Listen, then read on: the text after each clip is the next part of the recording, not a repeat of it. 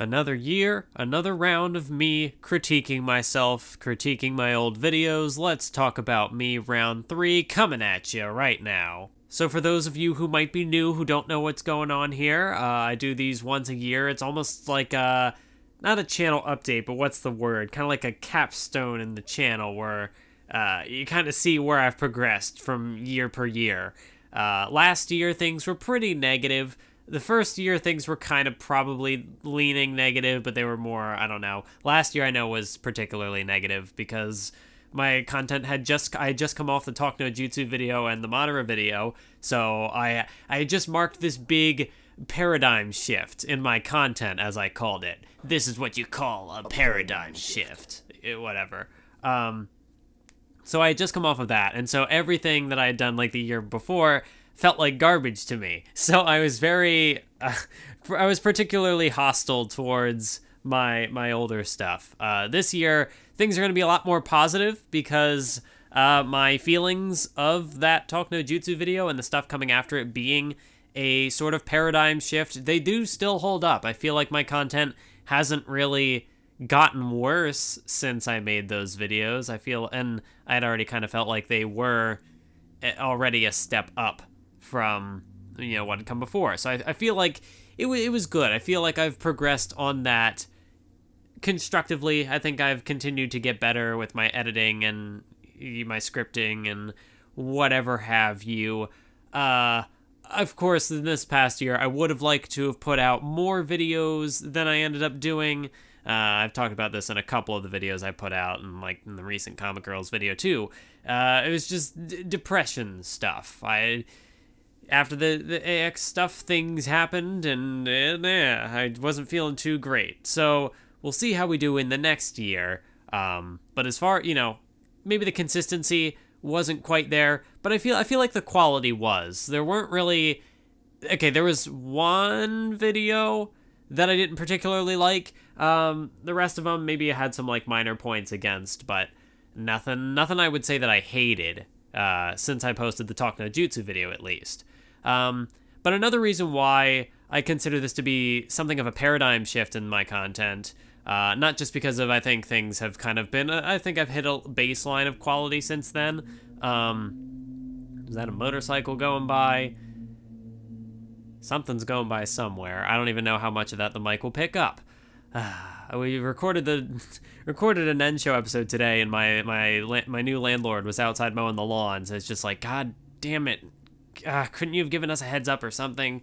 I'm still figuring things out here in the new apartment, so yeah, apologies for that if there will be any interruptions in the video. We'll find out. But anyways, about the paradigm shift, another thing that really makes the transition, the switch from the last year and this year was particularly a point of editing that I started being conscious of. I try not to include lip flaps in my video edits anymore. I don't know if anyone's noticed the difference other than me. But I remember around the time that I had made the Talk No Jutsu video last year, I saw Abi of the Cartoon Cypher talking about something.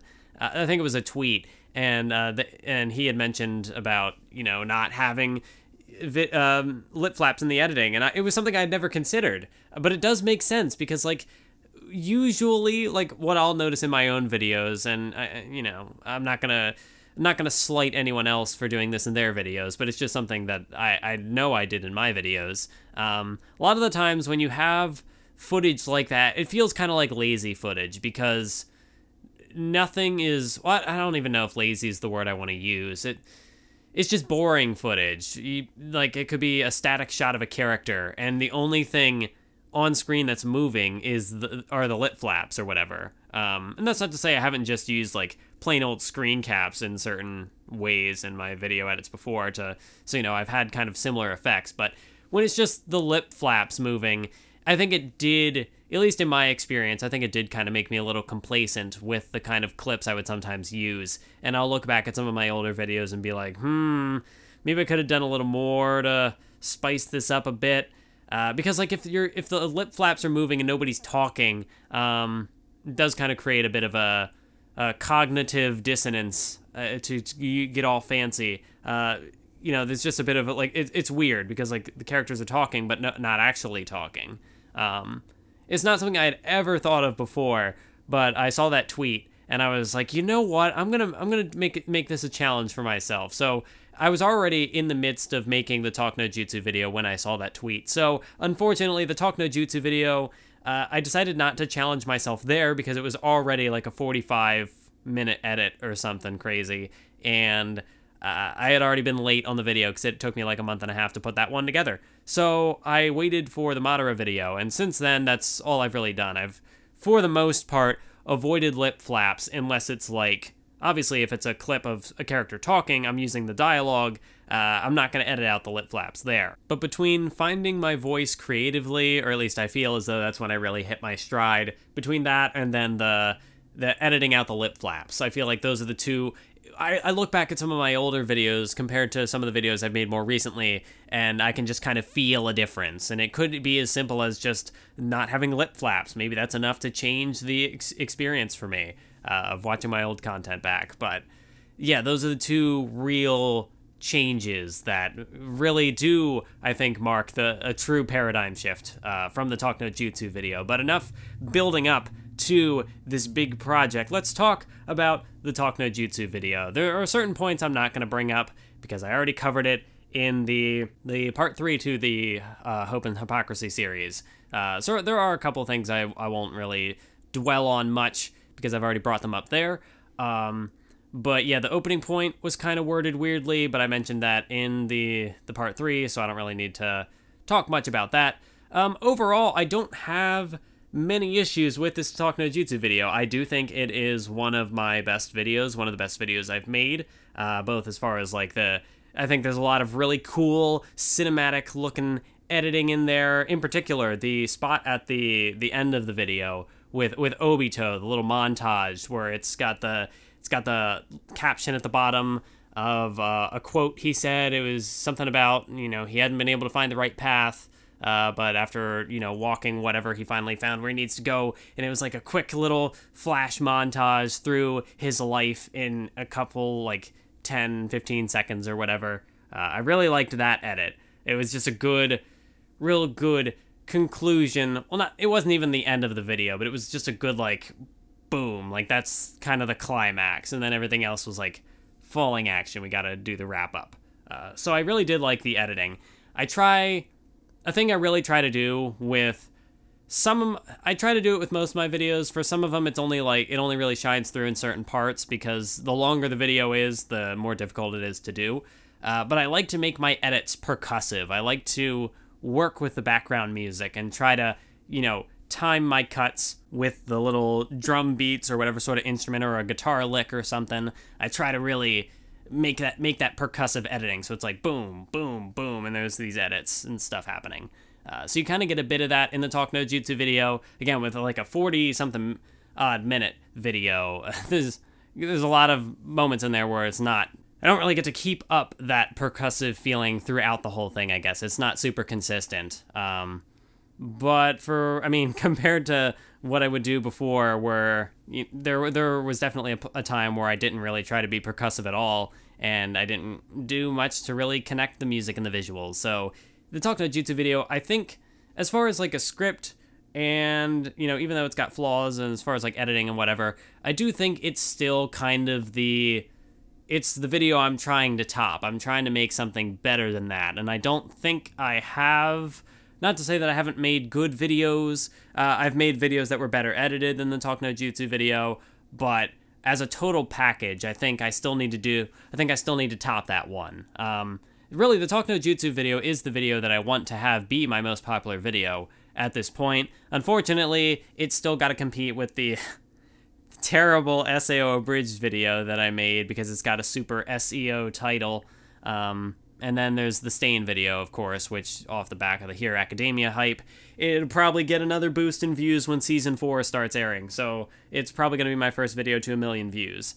Even though the Stain video, I did say before, I like it being my top video because I think it, if the Sword Art Online abridged video was my most popular video, it's like, ugh, really? I don't even like that video anymore. Like, there's so many weird points I made in it and whatever. But like with the Stain video, it's close enough to the style of video I make now. It's kind of that like character dissection, thematic stuff. You know, it's got that slant to it, but it's missing some points, so it could have been better. Whereas like the Talk No Jutsu video, it is, so there are plenty of series that people will talk about from like the thematic lens, and they can kind of talk about it, but I don't know, they might not particularly a shonen series will be the focus of it. You know, I'm thinking about what I want to do for a Monogatari series, and I don't know, a lot of people have already talked about Monogatari because it is one of those artsier, it's more niche. So it's more like, oh, watching the Monogatari series, it's like, oh, you have, I don't know. I don't know really what I want to say, because I'm sure there are people who hate Monogatari and they're like, wow, that's super pretentious. So I don't want to be like, oh, it's the show that if you've seen it, you have taste. But like, I don't know, there's something different to it. Whereas like, there's still the stigma with the you know, the bog standard, the average shonen as being like a point of negative critique. So you don't have as many videos taking this kind of approach to, say, Naruto or Bleach or whatever. You have it with Hunter x Hunter, you have that in abundance, but for, you know, something more standard shonen like Naruto, you don't really get that much. So I do really like that this video exists. You know, I'm glad that I was the one who was able to make it. So it's a type of series where it can get that broad appeal, like my My Hero Academia video did. In my video about Stain in particular.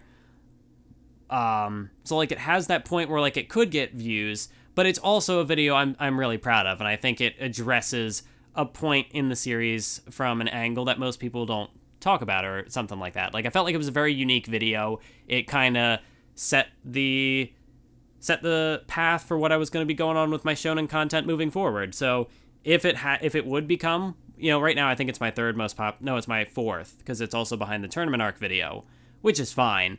But yeah, this is the video which I feel like this is my channel. This is my brand right here. Like this is the video that kind of defined who I would become, you know, up to this point at least.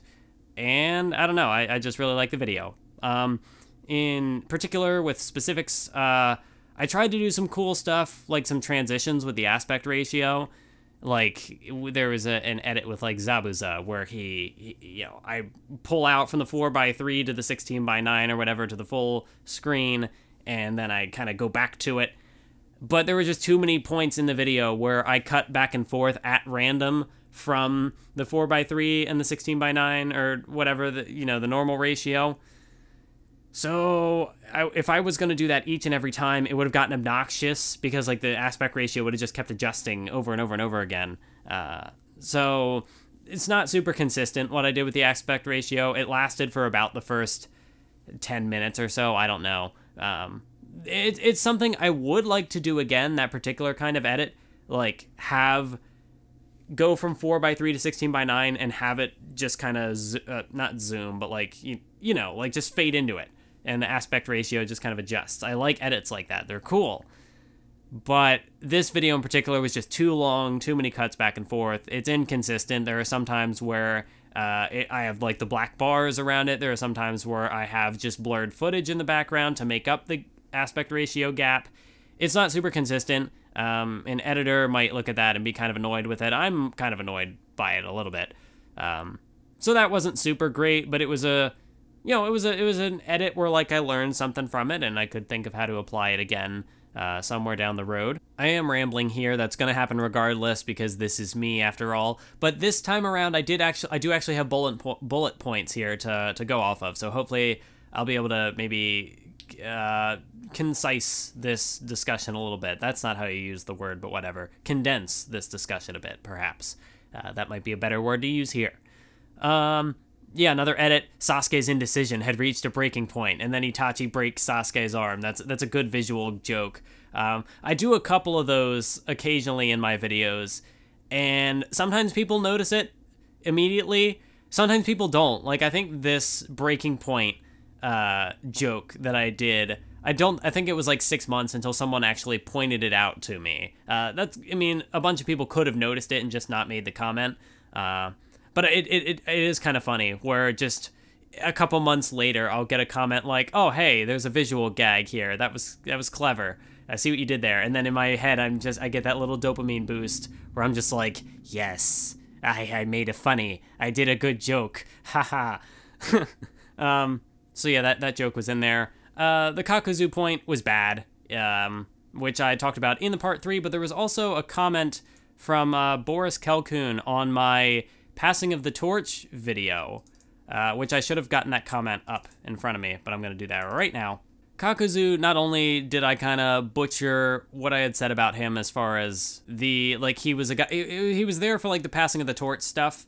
In the video, I'd been like, "Oh, it's just wasted potential." Like, "Oh, he contradicts the hypocrisy theme. He doesn't work. He's a bad antagonist." But my opinion on him has definitely changed a bit. Part of what I said in the part 3 video, which has now left my memory, even though I just watched it like an hour or two ago. This is what happens when it's like I'm studying for a test. I just watch all these videos back to back. And so it's like I'm cramming the information into my head, and then I'm losing bits and pieces of it. That's what I get, though. I should have studied. I should have studied for the video so I could have gotten it out in a better fashion. But anyways, Boris Kelkun made this comment about the Akatsuki suppression arc, kind of building off of what I had said with regards to Lady Chiyo in the Talk No Jutsu video. You know, Lady Chiyo, the boomer. You know, about how, like, the new generation has to make a better world for the previous generation. And there was an interesting point in here about how Naruto beats Kakuzu with... It's the first jutsu that he learned that was a step above the Rasengan, which was something he inherited from his father, you know, the 4th Hokage he inherited from Jiraiya that was taught to him. The Rasen Shuriken was the first technique that Naruto developed himself. And so as far as, you know, making the new generation surpassing the old, trying to make the world better, here's a new technique that Naruto made himself that he had to master on his own to surpass his father, the 4th Hokage, and he uses it to beat Kakuzu, who was a man who, I mean, basically was trying to make himself immortal. He kept stealing the hearts of other ninjas and would, you know, he just would not let the next generation pass him. He was trying to hold them down. And so Naruto using that Naruto using the Rasen Shuriken and defeating him, it's part of, you know, the new generation surpassing the old, and it was a good point, a good comment from Boris Kelkun, good observation, that, you know, wasn't mentioned in the Talk No Jutsu video, and, you know, I really don't have any other place to mention that at the moment. Maybe if I make a future Naruto video down the road or something, I'll find a way to bring that up.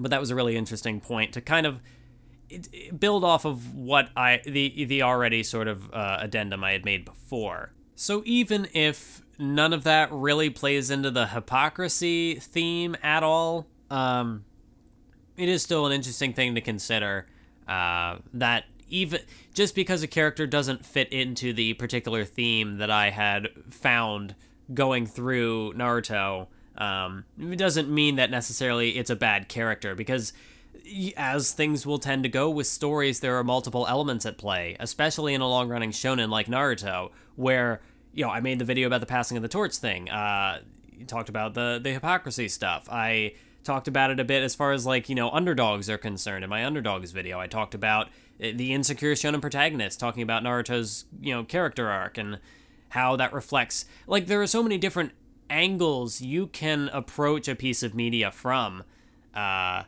just make things interesting. So my observations in the Kakuzu section of the Talk No Jutsu video, you know, wasn't really necessarily fair. Like, no, I'm still not entirely sure how I feel about Kakuzu. Like, I definitely don't dislike him as much as I did. But even if he doesn't fit into the hypocrisy theme like I would have preferred, that doesn't necessarily mean that he's a bad character. Like, he can exist to do other things. So I did kind of give him a bad rap in the Talk No Jutsu video, and I'm just, you know, building off of that a little bit here. There was a point I made, I referenced Stain It doesn't really add anything to the video because I talk about like, oh, you can have a problematic character or a character with problematic ideals who still loses. Here's Stain. It doesn't add anything. It really doesn't need to be there. Having those kind of references where, I prefer to just talk about whatever sort of material is in front of me. Like, making comparisons to make points, that can easily go awry. You can easily start to go off into the weeds with those type of things, with those type of comparisons. And so, really, just referencing Stain, it was a brief little aside, but it kind of opens the door of like, well, there could be a discussion of Stain. You could talk about that further. And it's like, well, this video already kind of goes off in a lot of different directions. So having the thing with Stain there doesn't really, it doesn't need to be there. Because the thing about this Talk No Jutsu video is, it's a mix of, it's like multiple character dissections, it's a thematic analysis, it's a lot of things like wrapped into one. And then on top of that, it gave me 5 or 6 other script ideas, some of which haven't even come out yet, just about my thoughts on Naruto in general. And it created this sort of interesting after effect where, obviously the Madara video was a direct sequel to the Talk No Jutsu thing, and that was kind of really the conclusion to the Talk No Jutsu video. I just decided to make it a separate video because I gotta get those views somehow. Like, with how much I tried to pack into this Talk No Jutsu video, a 45-minute video or whatever, I probably could have made those, like, separate videos, like character analysis of Gaara, character analysis of Pain, character analysis of Obito, you know. And all those videos probably could have gotten, you know, a couple 100,000 views or whatever each or whatnot. I'm just bad at being a YouTuber, so I didn't do that. I just combined it all in one. And, you know, for all I know, maybe that wouldn't have happened. Maybe they wouldn't have gotten that much attention. But it's just a thing I think about from time to time. You know, obviously I don't know what I'm doing as a YouTuber. I am bad at managing the channel. I could probably do things to be more clickbait or structure my content a little more. Like with the Monogatari openings video I recently made, I probably could have just done a video on the Hanakawa openings and just focused on that sort of thread, that through line that I kind of had going through the video, and titled it a little better, and probably could have gotten more views than the actual Monogatari openings video got. But I didn't do that, and I probably won't do that. But it's a thing I could have done. I could market myself better. I don't know, I don't know, there's a part of me that doesn't want to do that, maybe? I don't know, like, I don't like the YouTube algorithm trends, and so sometimes I just try to avoid that, and that's not going to help me grow my channel, so I don't know. But as long as I'm still making the content that I enjoy making and, you know, covering it from the angle I want to cover it from, I guess it doesn't really matter how I do it, if I get views or not. You know, it's whatever. Sometimes I make things that work into the system well, sometimes they don't.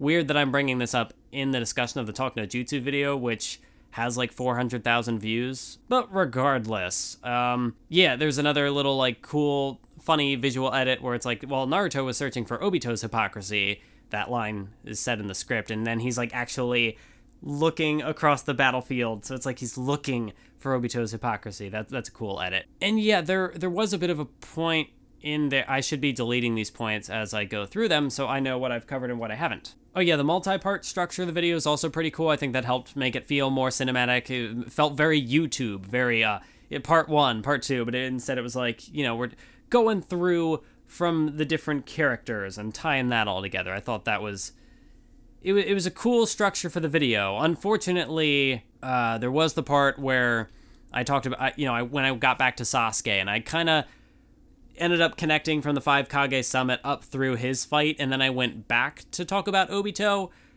You know, it broke the chronology, which maybe I could have handled that better. But at this point, I'm not entirely sure how I could have fixed that while, like, still sticking to that format I had established. So, I don't know, it's a lesson. Try to figure out, you know, sometimes you can't make everything perfect. Sometimes there are always going to be ways to improve. But yes, there was just a general point at the end that I made in regards to optimism and how things, and I also kind of dwelled on this in the part 3, you know, the addendum video, how Kishimoto has this kind of brand of optimism, which is just present in most shonen. It's one of the 4 core tenets of the shonen aesthetic, which I talked about in the mob video. But optimism. It is something I want to talk a little bit more about in depth at some point later, because in this video, it kind of just, it's a point where I kind of just like stopped at. Like I talked about everything that had happened with Obito's character arc, or I talked about what happened with Pain's character arc, and, you know, people might not care for that brand of like optimism. But I didn't really dig into that. I didn't really dig into how that optimism ties in to the broader idea of shonen, how it, there's more of a discussion to be had there with regards to optimism, and it's a discussion I want to have at some point. So I don't know what form it'll take. A lot of these ideas I sometimes have. Oh, it was in the Bleach discourse video. I had a little editor's note about basically repetition isn't an inherent flaw. That's another idea that I think could be an interesting script. But these are things I just kind of come up with on the fly, or there are parts of my creative mind, my creative thought process that, you know, like when I view the media that I do, is just kind of an attitude I'd normally take towards the media, like with the Talk No Jutsu thing in particular, like it's a recurring theme, and so like the repetition makes it important. And there are other ways I could talk about repetition or, you know, optimism, whatever have you. But sometimes I just come up with these ideas and I don't have the particular inspiration to, you know, just jump in and make a video about that. For some of these ideas, which, like I said, I've still got Naruto ideas I want to do, but it's a matter of finding the inspiration to go through and pick that project and commit to that project, I guess. So with the optimism thing and with the repetition thing, they're ideas I'll probably get back to eventually. It's just at this point I don't quite know what form that is going to take. I don't really have like the inspiration, the motivation to jump on that idea right now. Because with how my mind works, it's just it's a blur. A bunch of ideas circle in and out all the time, and you know, I somehow managed to settle on one eventually, but I don't know. At some point, I'll get to those ideas eventually. Even then, you know, I also have a little note in here somewhere that I need to stop advertising projects, because it's in a couple of these videos where I just talk about like, oh, here are these future projects I'm thinking about working on. Like I've talked about the Monogatari series. I've talked about doing on Twitter, I teased another video about Bleach. There's a One Piece Water 7 video I talked about on the Nen show I want to do. So there's a bunch of ideas I want to do. The Baby Steps series I advertised in 2017. Where the fuck is that? Yeah, I just have a terrible track record of following through on these projects in a timely fashion, so advertising them in videos probably isn't a good idea, because I'm going to get people's hopes up, and then they'll just be waiting and waiting and waiting for this project that may never come. Or not that it may never happen, but it's not going to happen anytime soon. Like, the Bleach Vengeance video took me like 6 months to make that thing. No, I had it on the shelf for like 6 months after I had thought about doing it, and then I eventually came back to it and got it. So when I say that I'm going to do things, I will probably get to them eventually, and that's kind of why I do advertise them, because I want to have them out there. And so if I let people know, if I make it public knowledge that this is an idea I have, people aren't gonna let me forget that, or at least I'd like to think that they won't. You know, I think I have said stuff like, nobody has mentioned really the Baby Steps series to me, except like maybe other creatives or friends of mine. But like none of my commenters really bring things up like that. And with running the wrestling channel for so many years, I don't need people to be telling me like, oh, when's this project coming? When's this project coming? Because that's something I had to deal with for years. It's like, oh, when's the next Universe Mode episode? When's the next Universe Mode episode? When's the pay-per-view? Stuff like that. And I don't need that to happen. So, you know, advertising the projects is kind of asking for that. Like, oh, when are you going to do this thing? You said you were going to do this thing. Where is it? Where is it? Where is it, Math Wiz? Where is it? Why'd you talk about it? Where is it?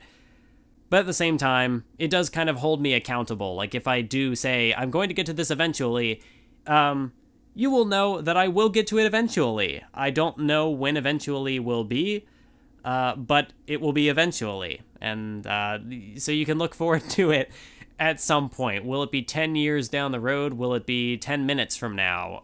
Who knows? Anyways, going on to the Madara video, half an hour into the video, we're finally going to move on to the second of the videos I have here.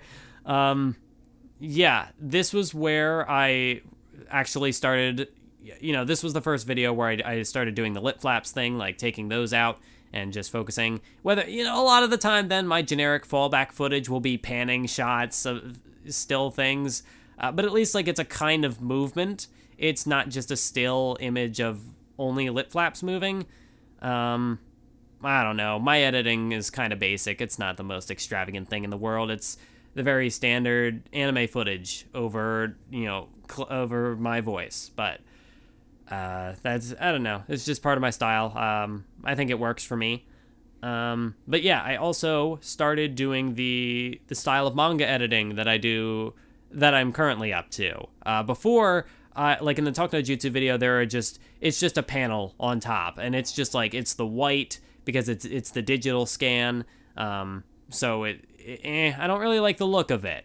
I don't like the look of just the pure white and black. I like it better when there's a little bit of a gray, a little bit more of a texture to it. Like I had seen, Pause and Select or Craft Store for Zaria, when they'll do their manga edits, they kind of have it over, like superimposed over something. I think with how I do it in Sony Vegas, I think it's like the multiply mask or whatever.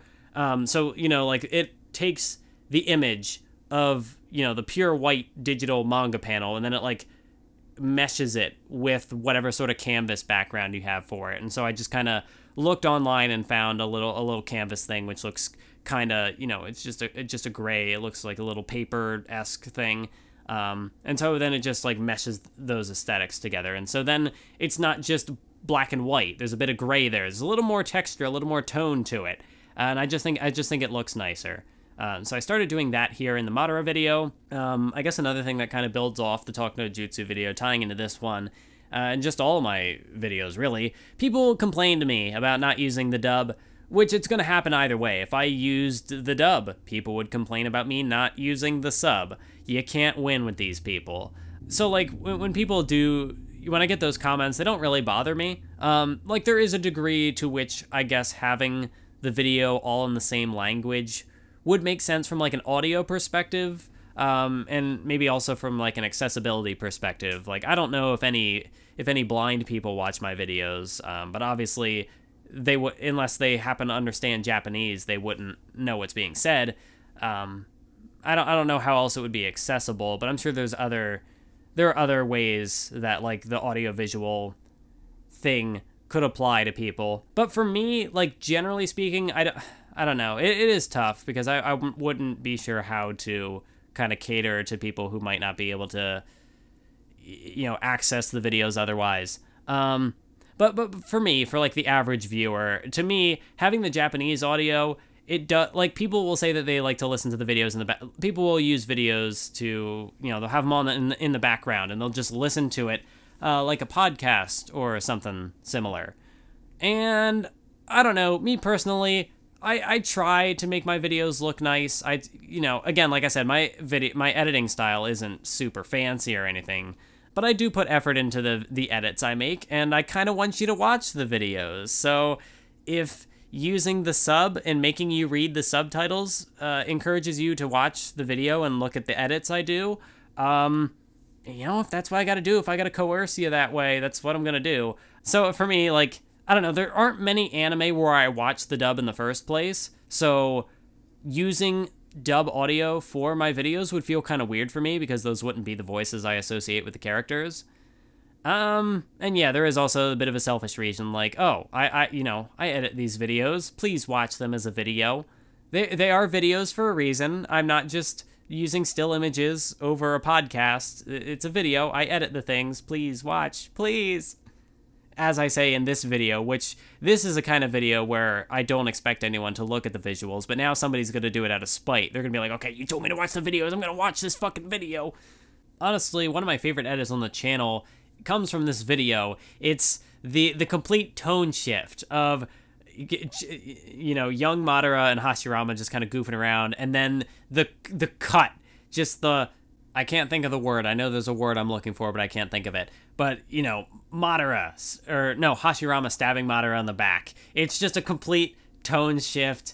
I love the edit so much. I remember showing it to, I think I showed it to Craftsdorf, and I think I'd even, like, showed it off on my Discord server to my patrons. I was just like, oh, I love this edit so much. I gotta show people now. I like it so much, because it's the complete tone shift, and it's a small little summation of Hashirama and Madara's character arcs. It's, you know, they were kids, they were best friends at one point, and then one of them stabbed the other in the back, and their friendship fell apart, because that's just how it went. It's a good edit. I like it a lot. I guess as far as the video itself is concerned, and like from a script standpoint, I probably could have said more about Madara's desire for power being his undoing. You know, even if it doesn't really fit into the hypocrisy theme, like the stuff with Kakuzu. I did have it in there as an editor's note, but I didn't really dwell on it much in the video, and there's probably more of a discussion that could have been had there, especially considering I did bring up Kaguya. I would have been able to fit it in there somewhere. It just wasn't something I thought of at the time, I guess. I only thought of it as an editor's note, and by that point it was too late. But yeah, that's the Madara video. It's also really good. You know, by way of being smaller, it's more accessible to people than the 40-minute or whatever Talk No Jutsu video. And I do really like how it ties in with the Talk No Jutsu video, so I can't really say I prefer one or the other. I do like the editing in the Madara video better just because no lip flaps, but it basically is one continuous project, so I can't really pick one over the other as far as like, oh, what's my favorite video? The Neji video, on the other hand, this is the one video I don't like. Even if I'm not going to write it off entirely, like I would have had this come out a year earlier and I had been doing this video last year. Really, just the whole framing of the video, like, X was wrong, Neji was wrong, Naruto was wrong, Destiny, whatever. You know, I addressed it in the part 3 video. It was kind of just a flawed framing from the beginning. Because there was a really interesting comment that said about, you know, just, again, like the duality of man. That was the whole point of Madara's character arc, so it would make sense in this case as well that Destiny isn't so black and white as one person, it either does or doesn't apply. It's more of like, you know, Destiny is there, but that doesn't mean that there's no personal choice involved, and that was an interesting takeaway that I got from a YouTube comment. But this Neji video doesn't quite have that much nuance. Bringing in determinism and fatalism and trying to talk about it from a philosophical standpoint, dumb idea. It made the video worse. I should not have taken that angle on it. You know, I took a philosophy class in college. I'm not saying that from the perspective of, like, I took philosophy, well, a class, so I know philosophy, but I know enough of philosophy that I know I don't like philosophy, and so, like, there was a particular moment in this video where I said, like, oh, the prophecy was 50% accurate, but also 50% inaccurate. That's not how philosophical statements work. I know enough about philosophy to know that that's not how that works. Like, if someone says that something or something else can happen, if one of those things happen, the statement is true, like or valid, or whatever whatever sort of term it was called. See, I had notes from this philosophy class that I threw out, I guess, because I don't have them anymore, and that's like something I would actually go back to, because I'm somewhat interested in philosophy, and even like my professor had said, like, I should probably... He had wanted me to take more philosophy courses because I did well in the course. I just I wasn't passionate about it. I didn't particularly care. So he ended up being kind of right, because there is a degree to which I am interested in philosophy. I haven't really done any readings or anything, so I am by no means informed. I am uninformed. I am ignorant when it comes to a lot of this stuff. So that's why talking about it in a YouTube video about Naruto was completely unnecessary. I could have just talked about how Destiny was portrayed from a narrative lens. Why did I have to get all philosophical? It just makes my head hurt. Philosophy just makes my head hurt. So I don't know why I did that. It's why I don't like this video. because I could have made the video without any talk of determinism or fatalism, and someone who is not me could talk about the subject from those angles, and they could talk about it better than I did and make it interesting, and that would be cool. I would like a video like that. I just should not be the one to make it, because it was bad. It was bad. It was stupid and dumb and terrible and bad and dumb, and this Neji video was garbage. It wasn't actually garbage, though. Like, anything, there's another motorcycle, anything that wasn't connected to the philosophical angle, it was just more from a narrative discussion. As I had said in the part 3 video, I brought an interesting perspective to the table, I think. With all the people talking about things being, you know, Neji was right and destiny is real and Naruto was destined for success or whatever. I do think there is some value in bringing a contrarian perspective. I don't know, for bringing an opposing perspective to that. Man, I thought I might be able to keep this video shorter. Hell no, I was wrong. We're already 40 minutes in and I'm... God, man. I can't do this. I can't make things easy for myself. I can't make things concise. That's why I script things out. This is why I don't just normally talk unscripted, because I go on for fucking ever. Anyways, yeah, there a little bit of a comedic edge to end this Neji discussion on. In it, I said stay tuned for my next Naruto video. It was advertising the passing of the torch video. Stay tuned for my next Naruto video. You know, the one that came out 8 months later. God damn it. Anyways, the next video was not the passing of the torch video. It was the underdogs video. Are underdogs overrated? Very clickbaity title. Maybe I just didn't pick a good enough thumbnail for... And again, the topic was kind of generic, so maybe that's why it didn't catch on. I'm a little disappointed in how this video performed, because I look at the Neji video, I don't want that video to get any views. I'm glad that it didn't take off like the hypocrisy videos did. I'm fine with that one staying dead and dying off and dying and staying away. But the underdogs video, this one I feel like could have gotten a little more. It is a good video, I think. It's something I don't do often. I don't generally do these sorts of broader topic discussions. I like to stick with my niches. I like to stick with my shonen or my individual anime and talk about what I know, because I know I try to broaden my horizons, but I know that my horizons are not super broad. Maybe as far, you know, depending on who we could be talking about, I guess it's a matter of perspective. But I'm a college dropout. I'm no academic. I am by no means a specialist when it comes to discussing particular, you know, like I talked about in the last video, philosophy or whatever. Like, I don't have those kind of specialties. So I don't know. What I'm basically getting at is, like, I had tried to do broader concept videos in the past, and they were pretty bad because of it. Whether it was me lacking experience with the anime industry or just lacking experience with different kinds of anime.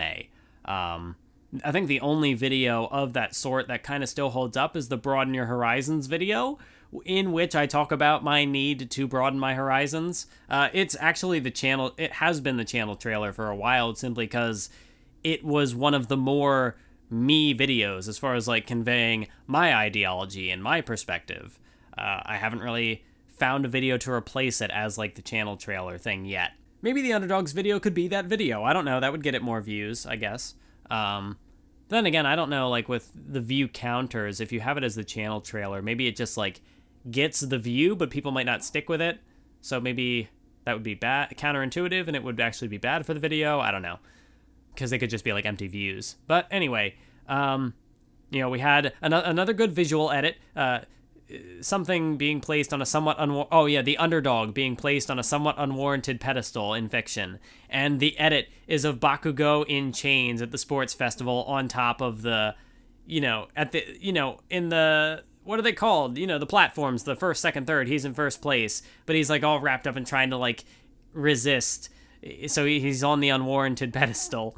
That was a good edit. Also, nails! Everybody hated my long nails, and admittedly, they weren't good. You know, if you're gonna insult my appearance, you gotta at least be funny with it. You gotta at least, like, come up with something witty to, like, really get me. Like, someone had described as, like, what are those nails erupting out of your fingers? And I'm like, Jesus Christ, no, I gotta trim these now. But you know, it was going through a phase. Sometimes sometimes you want to experiment with different aspects of your appearance or personality or whatever. And so like in that case, I don't know, I just felt like growing out my nails and just seeing what it would be like to have long nails. And after doing that, I realized that no, I don't really want that. Like I know some people just use fake nails, but now that I have been interrupted and am resuming this recording on another day, I suddenly understand why people would have fake nails, because then you don't have to deal with having them all the time. You can take them on and off. Whereas otherwise, you just have these big nails in the way. So, I learned my lesson from that period of time. I don't want long nails. So, you won't be seeing anything like that in a video of mine again. So, there you go. There was a power scaling joke in there, and I don't know, it was kind of just unfunny, because it's like, whoa, power scaling! They exist! As if it's like, yeah, that thing is inherently bad or something. I don't know. You know, it's like the dreaded power scaling, and I mean, I don't know.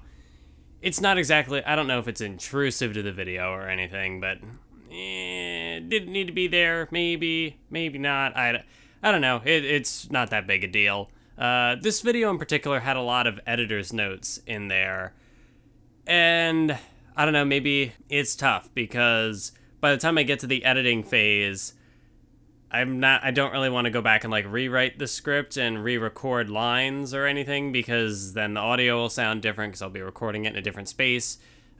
Sometimes I can get the audio sometimes the audio sounds fine if I make a quick addendum.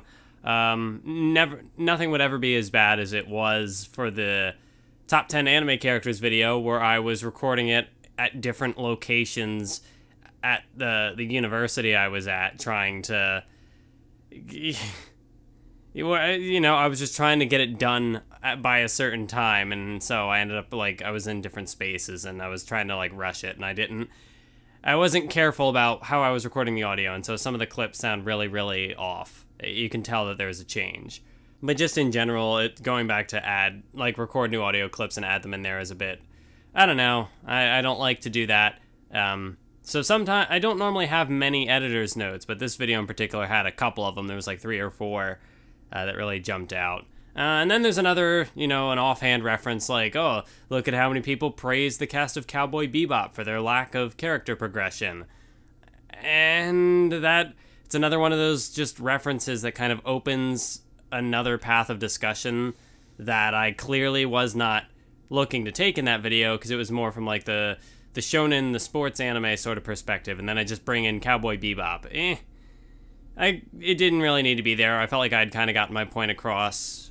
Bringing up another example to try to like get the point across, but I don't know. I think I had enough examples in the video itself. Just kind of bringing one in offhand to not really add much else to it. I don't think not entirely necessary, but I like the Underdogs video. I thought it was pretty good. And the editing, I thought the editing for it was solid. The use of music and stuff, it was good. There weren't any particular edits that like really jumped out at me, but it was around that point where I kind of started trying to do more of what I do now, where I like to spice in the little something to just break up the dialogue a little bit of, like, in this case it was the character smacking the volleyball, and so you had the sound effect that transitioned into a new piece of music or something.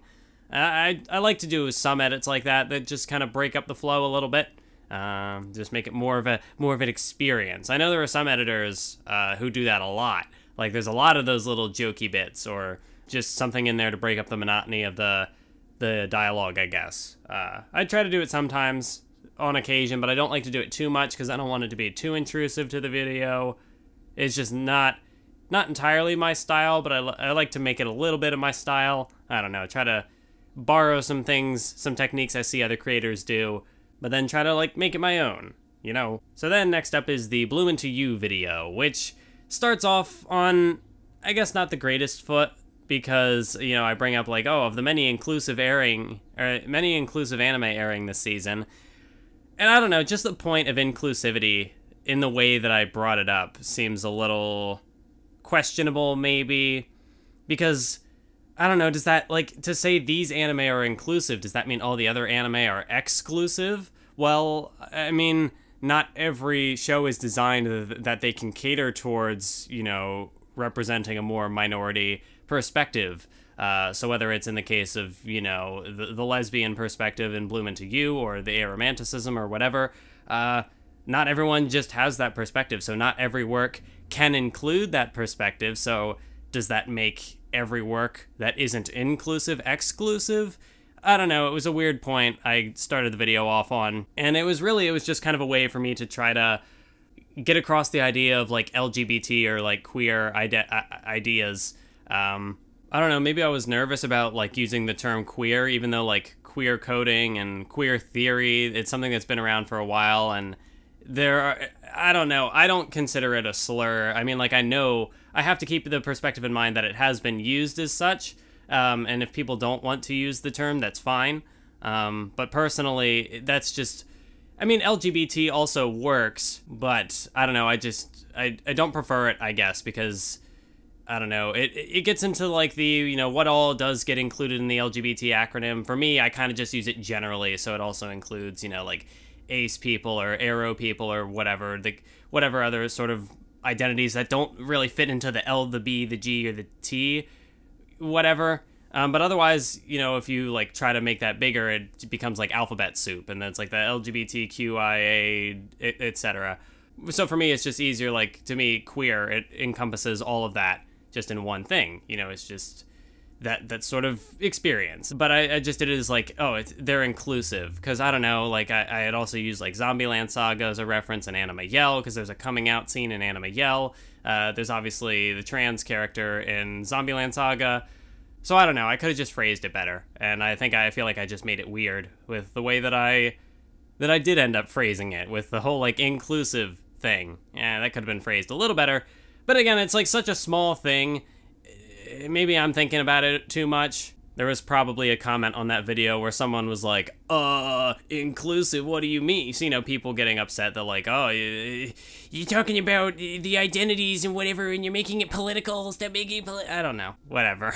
Beyond that, though, there were a couple of like actual sort of structural points, or maybe not structural, but like things mentioned in the script that I feel like could have been improved on. For the one thing, I did sort of imply that I was aromantic myself when I did mention in the video, I think I mentioned in the video at least, that I was like kind of unsure.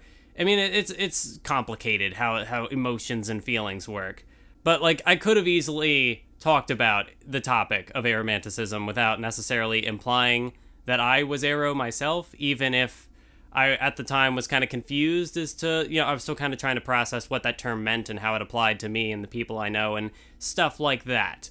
But another thing that could have just made that whole angle a little less deceptive, maybe. I mean, not to say that I was like intentionally trying to trick people or anything, but I felt as though it didn't paint the most accurate picture. So it wasn't like intentional dishonesty. But it just wasn't the most accurate way I could have phrased things.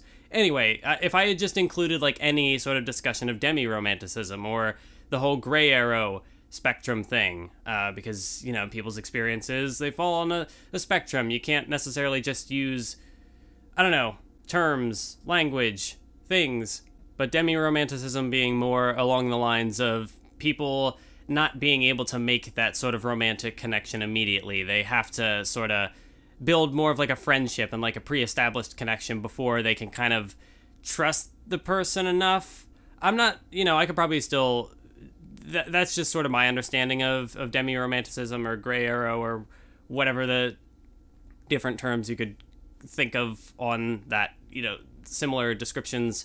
But it's basically like you have trouble sort of making that connection, whereas some people, you know, there's like the love at first sight thing that I mentioned in the video, where some people, it just like happens. And even then, like, love itself as a topic is confusing, even to people who, you know, to people who aren't aromantic or demi or whatever, who are, you know, alloromantic. Even then, it can be kind of confusing to sort of get the ideas across, because it is a feeling that is so intangible. It's just something that kind of exists and people just experience it.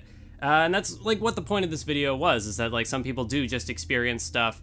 Some people experience those sort of feelings in a different way, and it's hard to explain. And that's kind of what I was trying to explain in the video, like just portray a different perspective and talk about how Bloom sort of handles those ideas and why I found that interesting, why I found the anime to be so special to me, in a way that I was able to connect with the way that Bloom portrayed those emotions in a way that I couldn't connect to certain other shows. I just felt like the discussion could have been a little more could have been a little better informed. I felt like the video could have been longer. It was one of the shorter videos, and sometimes you can have a short video and it is pretty concise and it kind of just covers everything you need to cover. But in this particular instance, I feel like I oversimplified the topic a tad, and it could have just been a little broader. Could have maybe gone on a little longer and had a little more elaboration on different terms and different stuff like that. Again, because I felt like I was coming from the perspective of conveying to an audience who was unfamiliar with that was the perspective I wrote it from, was like I was expecting people watching it to be shonen nerds and stuff, so people who might not be aware of any of this stuff and might only, be privy to the one perspective, or, the one that's most vocally portrayed in media and discussions and whatnot. And that's kind of what the basis of this video was. I do like the video. I'm glad I made it. It's really special to me. It's a special anime to me, and I'm glad I talked about it. That doesn't mean that I couldn't have done a better job, though. So that's something to work on in the future. To completely contradict a thing I said earlier and promote a potential project I might do, I do want to talk about asexuality in the future. That's definitely something it's something I am more understanding of than aromanticism necessarily. So it's something that, now that I have this perspective with the Bloom video, whenever that's going to be, whenever I do talk about asexuality and make that video and how it connects to anime and stuff, I have the perspective, the things I learned from making this video, the mistakes I made, and I can put that towards future projects. And that's the important thing. It's building on the past mistakes and learning for the future. I'm gonna skip over the AniTube videos video because it was just kind of a little fluff piece. I don't know, like, it was just talking about AniTube and what am I gonna analyze am I gonna critique my critique of critiques? I guess that's kind of what I'm doing here in general, but then we're taking it a step further. I don't know. It's a minor video. It's not something I'm gonna overthink. It was there. So let's just move into the insecure shonen protagonist video, which was another one of those Summer of Naruto ideas I had that I'd kind of put off. Oh, I thought I had my phone on vibrate. Apparently not. I don't even know how much of that the mic picked up. Spotify, curse you for interrupting my video. So the insecure shonen protagonist video, it was one of the Naruto ideas. It ended up getting put on hold for like 6 months because anxiety and depression and stuff. Same with like the Bleach video that came after it. That was another one that just got put on hold for a while. And the Passing of the Torch video, and it's how it went. But we were going through the Bloom video, broke up the shonen streak I was on, but it was kind of like a little breather in between all the shonen stuff. And then more recently, I have had a couple of videos that weren't talking about shonen topics, but after the Comic Girls video, I think I am going to get back to more shonen-centric projects, but I want to try to keep that balance, so we'll see if I'll be able to do that. But this video, I think there was a pretty funny line in the script. It's just Gohan beating the 18 out of Cell. That amuses me to this day still, because it's funny words. There was I know some people kind of critiqued my suggestion as to, oh, this is how Gohan in the Buu Saga could have been rewritten, and that's fair. It's just like ideas I come up with. But the same thing, like if an author can create something, can create an idea and maybe not have thought of all the different implications of that idea, obviously the same would go for like a fan suggestion and fan fiction and stuff. You can easily come up with this idea, but it's like, oh, that kind of goes against his characterization, don't you think? It kind of doubles back on the progress he had made. So when I do make a video like this where I kind of do a little bit of speculation and a little bit of fan fiction myself, I don't even, that might even be disrespectful to call that just sort of thing I did, to even call it fan fiction, because it's obviously not something I'd written. But I don't know what else to describe it as. You know, theory crap. It's not a theory even. I don't know. I don't know. But yeah, when I do those sorts of things, it obviously will come with the caveat, with a little grain of salt that, you know, I am prone to making the same mistakes. I haven't written any fiction, at least not traditional fiction. I mean, I was in like a online wrestling community, and we did promos and stuff with characters and whatever. So I've done a little bit, I guess, but nothing like Dragon Ball, big spanning narrative. Anyway, so yeah, the suggestion maybe wasn't the best, but I think that's kind of just going to be the caveat with any of that. I don't typically do videos like that where I just sort of make my own, you know, here's how I could have seen things being written differently. I don't tend to do sort of speculation like that. So it was an interesting experiment, I suppose. There was a kind of a jokey line. It was like part serious, part exaggeration. Deku's low-key harem. I got a lot of flack for that line because they're like, oh, well, the characters, you know, he's not actually going to hook up with all of them. And I mean, like, there was a degree to which I was being hyperbolic and like making it kind of like in a jokey way, but my delivery didn't really convey it as a joke. It seemed like I was being serious. And you know, there was a degree of seriousness to that, so it's not like it was entirely a joke. I mean, it's something about his character I don't necessarily gravitate towards as much. Like, I talked about it in comparison to Naruto, how like he had this crush on Sakura, but she didn't return his feelings, but Hinata had feelings for him, and so there was like that sort of triangle there. But there was a degree to which like he had to kind of grow beyond that relationship he wanted with Sakura and kind of like grow as a person to some sort of extent. At least like the shell of the character arc was there. I forget exactly how all I described it in the video itself. But with regards to Deku, you know, he is kind of the, not to say that like, I mean, I don't know, like it's not a big problem I have with his characterization. It's more just like a minor nitpick, and it's like a collection of nitpicks that kind of stack up to form my opinion of Deku, because I still like Deku as a character. But even in the video where, like I said, maybe I was disappointed, it's more of a, that's more again of like the speculative lens, like, oh, here is the conceptual, that's the whole thing of the video. It's like the conceptual idea of a character that I would think could be my favorite character, or a favorite character, like the little ingredients to make such a character. See, I'm generally not the kind of person who will like speculate things and then be like, no, this is the way things have to go, and then when they don't go that way, that I get like, oh no, I hate this now. So I mean, there are occasions, some people are like that with certain stories, and like in some cases people come up with really cool theories, and then when they don't pan out, I guess I can understand. There's a degree to which you have to try not to get too invested in the idea, but sometimes people come up with really good ideas, and so it is a little disappointing when they don't happen. But you know, it's just a way that people engage with media, and I'm no different. Where I'll watch a series and I will develop certain expectations or things I would like to see, and just because those things don't pan out doesn't mean that I dislike the story or anything. So that's just kind of where I was coming at Deku's character from, and I guess the whole thing with like this low-key harem, I was joking but also kind of being somewhat serious about, was that, you know, unlike Naruto where there is this character who doesn't return his feelings, Deku has like, you know, there's the thing with Uraraka, obviously that's the ship. They're gonna end up together. That's going to be the thing. I'd be surprised if Kishimoto threw a curveball, or Kishimoto, Jesus, this is what happens when I talk about multiple mangaka. I'd be surprised if Horikoshi threw a curveball in that regard, because I mean, people have criticized his ability to write romance, and that's entirely fair. I even said in the video itself that there aren't really many shonen battle romances that have like really gripped me and been like, oh yes, yeah, there just really aren't that many, which is why I prefer things like One Piece and Hunter x Hunter, where they're just, romance is really not even a factor. It's a very like aromantic series, and the characters just kind of exist.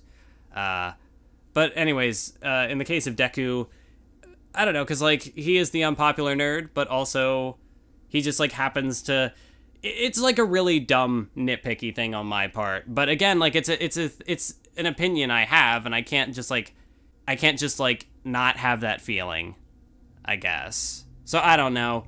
I don't know exactly how to get that kind of thing across in a video, and maybe I did a bit of a poor job with the harem comment. Because I mean, obviously I know he doesn't have a harem.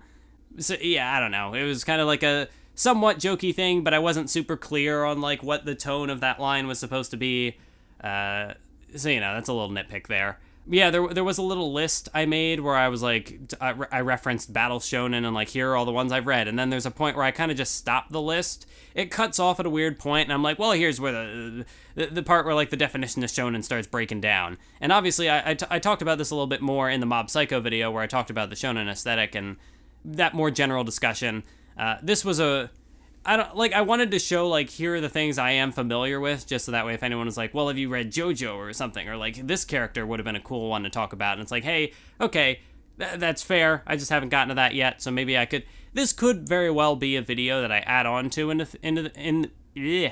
future. I don't often have videos where, like, I go back and remake them, but I could always do some sort of addendum to this with the more shonen series I've read. Like, I know... Katakyo Hitman Reborn was an example a lot of people brought up, and that's a story I'm interested in reading now. There were comments and suggestions from people like, hey, here might be a character you might like from this manga you might like. And so those will be stuff I'll check out sometime down the road.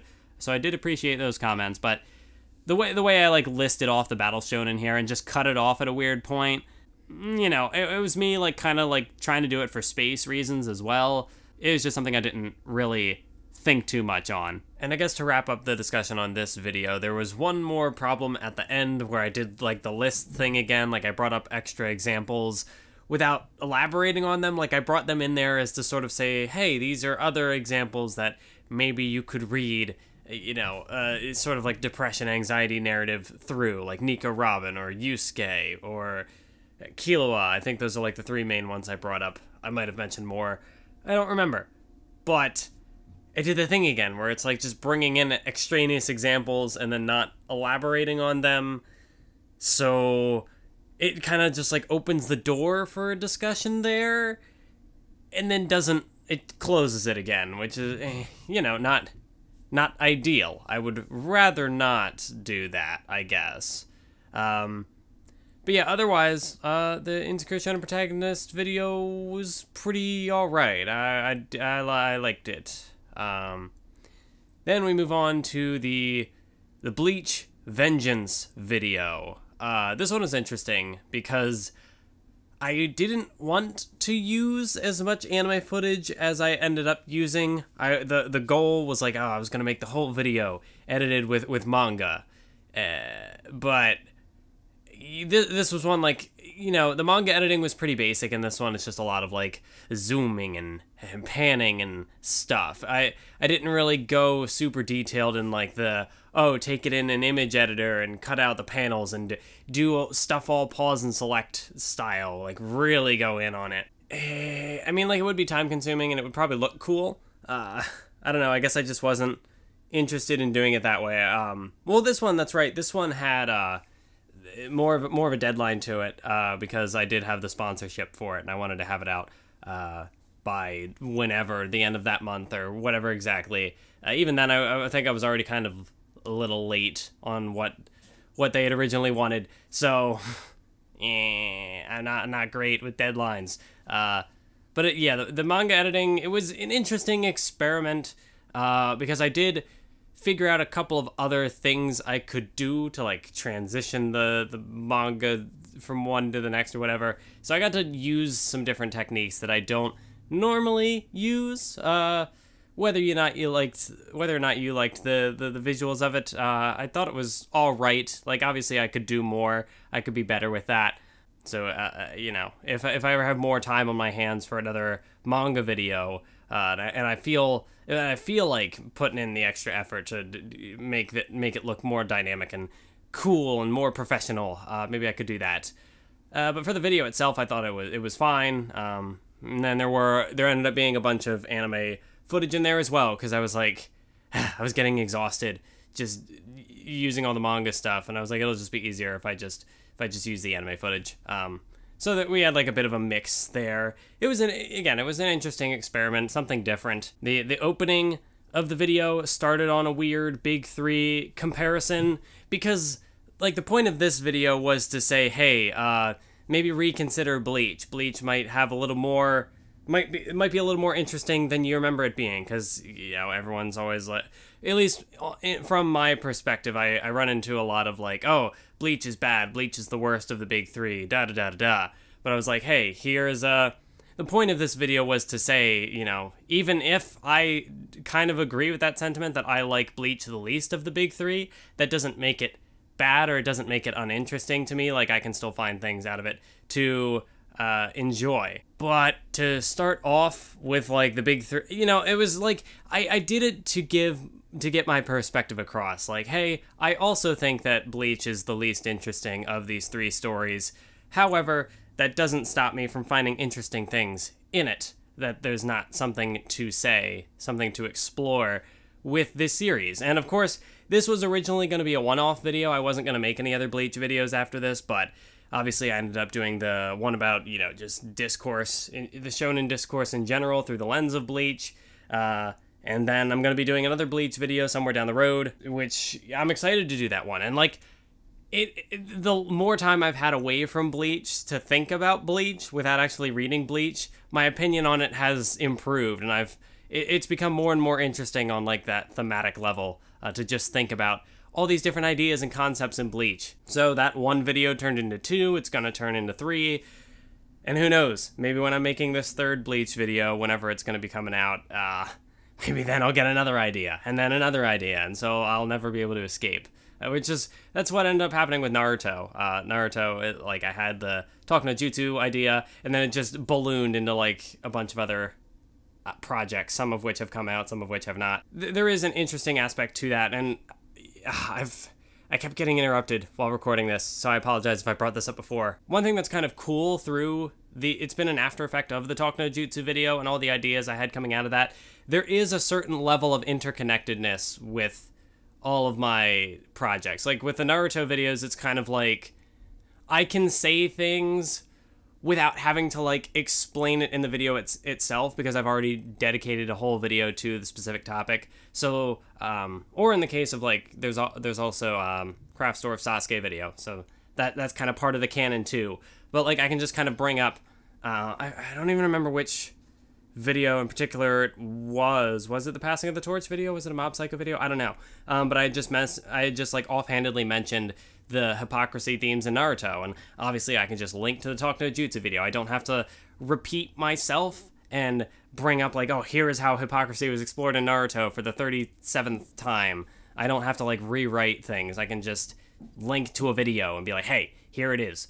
Go check that out. And so there's a bit of, you know, you have like a Marvel Cinematic Universe. The math was, no. But there is like a level of interconnectedness where like you watch one video, and I try to still make the video self-contained, but there can be like the occasional thread where it's like, hey, reference to the Talk no Jutsu video. And so then if someone is if I make a video about the Passing in the Torch themes and someone is interested in learning more about my perspective on Naruto and the things I picked up with it, then you can go back and watch the Talk no Jutsu video or the Madara video or Insecure Shonen Protagonist video, stuff like that. So as much as I try to make each video stand alone, I have fun kind of connecting the dots. Like there was a bit of interconnectedness with the Passing of the Torch and the Mob Psycho videos. And then so like with this Bleach video about vengeance, it kind of set up threads that I ended up talking about, like elaborating on a bit more. Like at the end, I was like, oh, what are all my hot takes on Bleach? Which some of them weren't even hot takes, they were just takes. But, you know, maybe it wasn't a great idea to put those in there if I hadn't been expecting to elaborate on them. I don't know, I was just like, oh, gotta rack up the engagement in the comments, gotta say something that'll trip people up. I don't know. Granted, in the way I presented them, people didn't quite get where I was coming from, and I didn't make it super clear where I was coming from. I don't even remember exactly what all the takes were, but obviously then I expanded on it more in the discourse video. So I kind of set myself up to make the sequel video without initially expecting to make a second Bleach video. I guess the only other thing I really have to add as far as the vengeance discussion, at the very end, it ended on the line, and in the end, it didn't even matter. I had actually thought about like making a quick little AMV meme where it's like Geen to Linkin Park. It's just, I don't know. I never went through with it. I never made the AMV meme. But if you want to see me do an AMV, check out the thing that I did on Stain a while back. I feel like I should link that a little more because I am happy with that AMV. I did the analysis of the Stain AMV I made like 2 years ago, or a year and a half, or it was more like a year and a half ago. But something like an AMV would be more spur of the moment. Like some guy just left a comment. Well, maybe they weren't a guy, but some person left a comment. It was like, you know, Stain's arc reminds me of the Disturbed song Legion of Monsters, and then I just did that. I just did that because it's like, you know, that's a good, yes. So I don't know. I could still do the meme. I don't know. But we're not even talking about the video at this point, which it was a good video. I did like it. The script contents of the video I thought was really good. I enjoyed that. You know, talking about Tosin, talking about Geen, talking about Komamura. Like, if the Talk No Jutsu video is like the pinnacle of my Naruto content, you know, it's a video I'm still trying to. I don't think I can have a video on Naruto at this stage that is bigger in scale than the Talk No Jutsu video, because I feel like I've already kind of covered that ground. For Bleach, the Vengeance video at this point is kind of like that, but because of how Bleach is structured and like the differing arcs and stuff, like the Vengeance video only really went up through the Arrancar saga, and even then, my next video is also focusing on the Arrancar saga from a different angle. So there's more ground to cover with Bleach, I guess. Like I probably will not be the person to make that like magnum opus Talk No Jutsu video for something like Bleach. Someone else could. That'd be cool to see. Do I tend to find Bleach more interesting on an arc-by-arc basis? I'm not entirely sure what thoughts I'm trying to get across here. Anyway, back to the discourse video. The unavoidable issue I was going to be running into with this video would, of course, be my limited perspective. Because I am talking about more generally the state of shonen discourse. So I cannot possibly be familiar with every individual shonen fan. And the thing about shonen discourse that's like you know, it's indicative of just how broad the fan base tends to be. And I'm not a type of person to talk about toxic fandoms and stuff, because obviously there's going to be, you know, in any fandom there's going to be a subsection of fans who do weird stuff, or you know, are toxic, I guess, to put it that way. But that's never going to be representative of the entire fandom. Maybe there are certain cases where it's more prevalent than others, I don't know. But I'm generally not a big fan of saying like, oh, these kinds of fans are trash or whatever. So even if I made this video where I was kind of saying like, oh, generally for me, like there are Bleach fans who make content that I would not be familiar with. Like I know a bunch of people mentioned Tekken 101 as, you know, more of a source of positive Bleach discussion that I was kind of looking for in this video. For me, personally, like, I wasn't really that familiar with Tekken 101 before I had made the video. Like, I had heard of his name and probably checked out his channel, but you know, he wasn't somebody I followed or anything. And part of that is because he doesn't really make the kind of videos I'm personally interested in. Like, at least what I have seen of him, his discussions aren't generally my thing. They seem to be more of like the vloggy style. It's not something that's like scripted. I don't even remember. I thought I remember him doing stuff like not power scaling, but like talking about like the powers and the characters and stuff. And that's not entirely what I'm looking for. And you know, maybe there's more content from him that I am not familiar with. That you know, maybe there would be something that would appeal to me more. But based on what I've seen of Tekken's content, that wasn't still quite what I was looking for. But again, like, as I was saying, with my limited perspective, people had left comments saying, like, oh, you're talking about Bleach from this lens. Like, this is what you've seen of it. You know, popular shonen YouTube videos or whatever. But those aren't quite the takes I've heard. Like, I've heard people say the opposite, that what were the points I had brought up? Like, you know, Bleach goes downhill after Soul Society. I had heard weird conflicting ideas compared, like, oh, the Arrancar saga is bad because it's too similar to Soul Society. But then, what is it called? The next one, Fullbring. It's bad because it's too different from Soul Society. And they feel like really contradicting claims, which there are sentiments I've heard, but obviously there's a broader community than what I am aware of. And so, like, I remember getting a comment from someone saying, like, oh, that's not how I had heard it been discussed, you know, something different. So, like, maybe there's something of an inherent contradiction with a discussion like this, in that I can't have the full picture of the entire community of anyone who has ever seen Bleach or whatever, because that is the thing with shonen fans, is that I think I kind of talked about the phenomenon in the video, like shonen anime, you know, your Hero Academias, your Naruto's, Dragon Ball, they are series that they bring in a lot of new anime fans, and so for many people it is their first experience with anime. And then what'll happen, this like phenomenon, like it's your introduction to anime, so you're a very new anime fan, then you start to broaden your horizons a little bit, you start to look into some other anime, and not everybody, but a subsection of, you know, shonen viewers, they kind of fall out of shonen anime, and so they stop watching those action shows like Hero Academia or whatever, and they kind of sour on them, and in some cases they just kind of lose interest. In some cases they're like, oh, that was actually really bad, and it's also sort of more of a structural thing with how these manga or these anime are published, where you watch it or read it weekly as it's going. A lot of people would. And so when you are consuming it weekly and not necessarily going back to reevaluate things, it's easier to say, oh, this series went downhill or whatever, especially if you don't go back and reevaluate what things were before. So, like, for me, when I had been going through something like Bleach, or something like Naruto, we'll say, because there's a little more of a narrative there, I guess. Because with Naruto, I had originally been like, oh yeah, Naruto goes downhill, and it gets worse at the end, and I dropped it in the war arc, and things were bad, and I had made a video about it, like how bad it was, one of my earlier videos that I hate now, because then I went back to it, and I was able to see, okay, well, here are some issues I had later on that were actually prevalent from the beginning. Here are some things that were good in the beginning that actually do carry through to the end. Here are some ways that, you know, part 2 was better than part 1, and I was able to, I had a broader perspective on how I felt about things.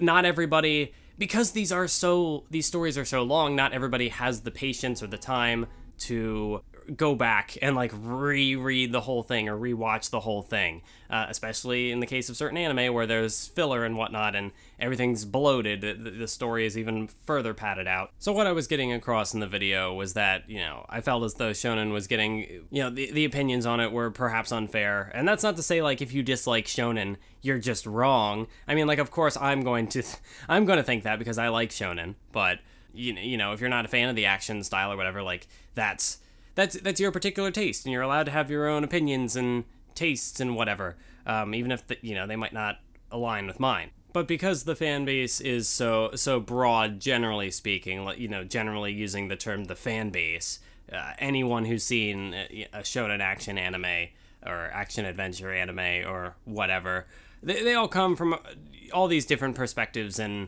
you know, for some people, maybe they found One Piece and that was their first anime. For other people, maybe One Piece was, they found it 10 years into being an anime fan and they were like, wow, this is cool.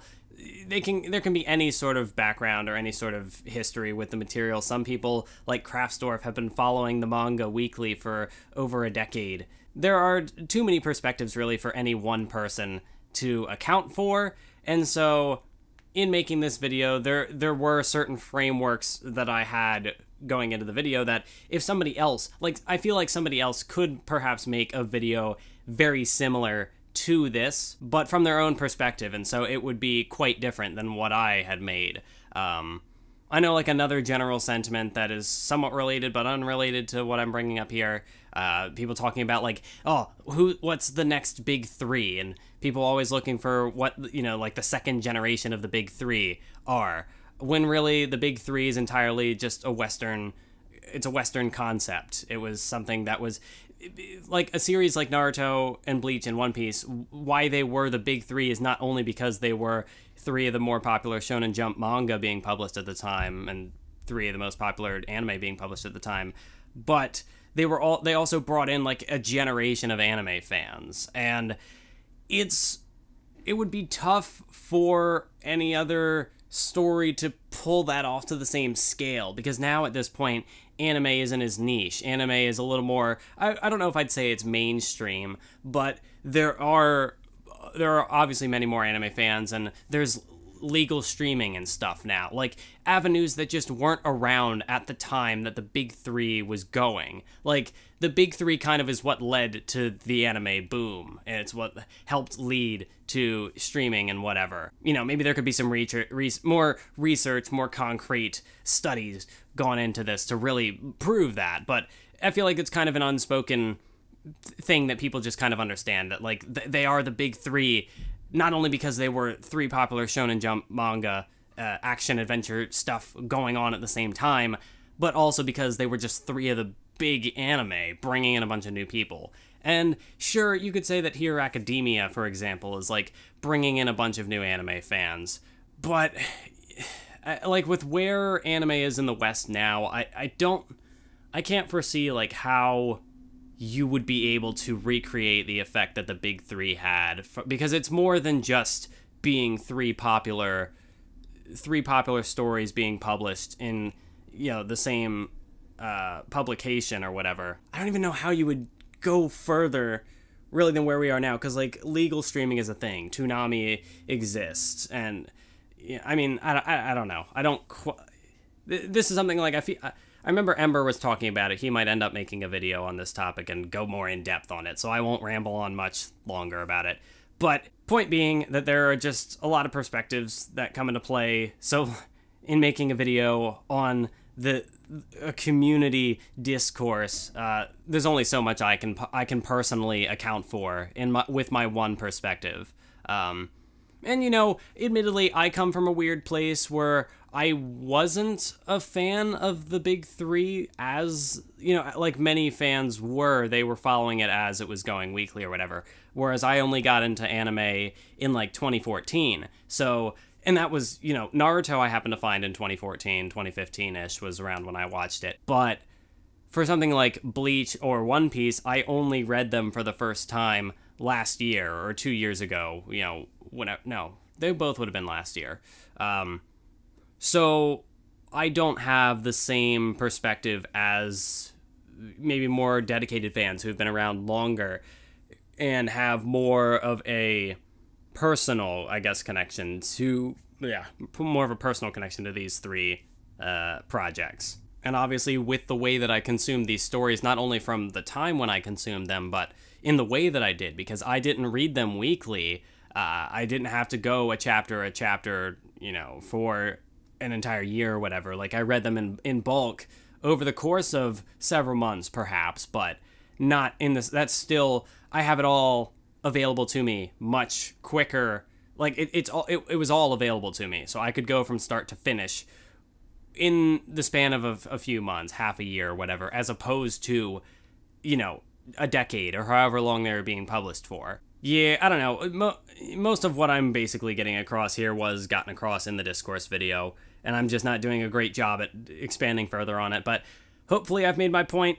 I think it's a good video. I do like the video, and I like what I did with the editing and stuff. Nothing particularly stand out from it, but I got to use some of the Bakemonogatari soundtrack in the beginning, and so that was cool. Just using something different. I remember having trouble with the music, the background music in this one, because I didn't know. It was another one of those like discussion videos more so. Like when I did, I think it was the Neji video, I couldn't figure out what to do for music, and I ended up just kind of looping a particular track in the background because it just kind of worked. That just happened to be the atmosphere I was going for, something more laid back, and so that track happened to work there. Something like the Talk No Jutsu video, I can obviously go more with, like, emotions and stuff, because the script is more leaning towards, like, the emotions and the themes and the big impact stuff. Whereas, like, a discussion of discourse and how people talking about how people talk about media, there wasn't quite as much of, like, an emotional anything really to latch onto with this. So, figuring out what music I wanted to use was interesting, but I think it worked out in the end. This one, as like a final note, there was another point there that repetition isn't an inherent flaw. It's another one of those ideas that I probably could expand on more and make into its own video, but at this point in time, I'm not quite sure what I would use that for. So maybe I'll get inspired at one point, and that could be another project. And again, these are just like ideas, projects that I may never get to, but they're ideas in my head, so they could happen. And I don't know. Me advertising again when I'm notoriously bad with putting projects out. Speaking of projects that took forever to put out, the Passing of the Torch video, I'm kind of close to disliking this video. Like, I think it's good, but I feel like I could have done more with this, which is, weird to say. I've mentioned before that I don't really want to feel obligated to make videos that are 10 minutes long or whatever, or, hit a certain length or a certain number of words. But after doing the Talk No Jutsu video, it has kind of broken me insofar as if I make a video that is under 10 minutes, there's a degree to which it feels underdone. It feels like it needs more. And I had something like that with the Bloom Into You video, where I could have made that longer and I could have elaborated more, and it would have benefited the discussion. Whereas I just recently put out a Comic Girls video that I'm not entirely sure how I could make that longer. And even then, like, with the way I had edited that one in particular, it made it, I guess, a little longer because it felt more atmospheric. It felt right when I was editing it, but nothing from like a script perspective. Like, I don't know what other points I could have added in there, or I would have had without like totally changing the framework of the video.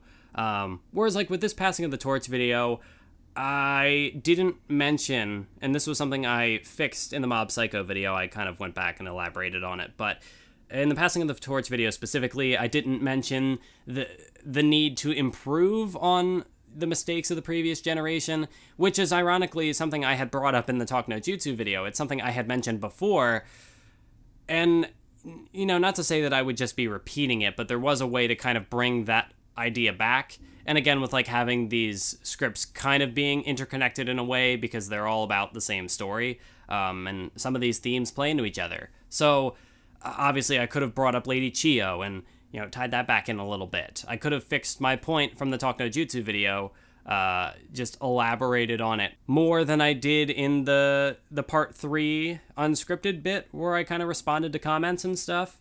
This could have been another way just to have another proper script to wrap it all up.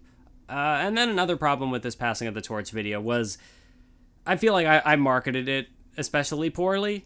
Like in this particular instance, it was, just like looking at how my other Naruto videos have done algorithmically. And then this video, the thumbnail probably wasn't great, but I liked the aesthetic of it, so I went with it. The title isn't super clickbait, it's just Passing the Torch in Naruto or something like that, which, I don't know, I struggled with like the title of this one. I couldn't think of a way to make it more like, oh, I want to check this out. Like, I couldn't think of a more clickable title. I couldn't. It just wasn't working. I'm a bad YouTuber. I'm bad at marketing. So this one in particular, I think, was especially... I thought it would do better, but I couldn't think of a way to make it do better. So it just kind of exists as it does now, which is fine. Like I had said earlier, not all my videos need to do well. Like, as long as I'm getting ideas across and I'm making a video I'm happy with. Although this video, I definitely think could have been better. I think it could have been longer and it could have touched on some more points a little bit better, but the whole discussion more of like Shikamaru's character arc and the stuff with Asuma, I liked that, and I liked the editing on it.